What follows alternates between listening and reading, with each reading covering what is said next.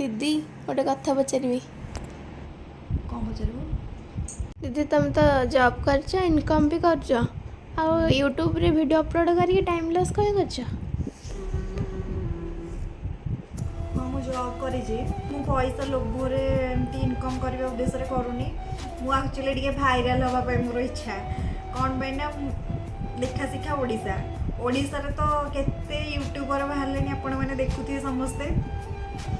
तो मुझे भाविली मुझे मो डेली लाइफ अपलोड करी फेमस किंतु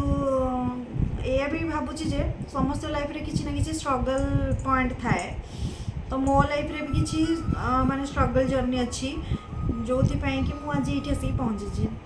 जॉब करके निजे इनकम करी पारुची तो मुझे सब स्ट्रगल जर्नी सेयार करने चाहे तापर आउ गोटे कथा है जदि भी लोक मानकर सपोर्ट रे मोनेटाइजेशन हो मंथली जहाँ भी से इनकम बाहर मुझे निडी लोक मान हेल्प करी आउ गोटे कथा है हाँ मु सैलरी रू भी हेल्प करे बट मत साटिस्फैक्शन लगे जेहेतु निजे चलिकी पुणी परिवार फैमिली चलिकी हेल्प कला हुए मत साटिस्फैक्शन लगे से पैसा आसले मुडी लोक मान हेल्प करी आउ किसी लोक मुहर टे खुशी देवी आ किसी लोकर एक्सपेक्टेशन भी मो पाखु रहे जे जॉब करी किंतु मु हेल्प करी पारेनी जिते बड़े दरकार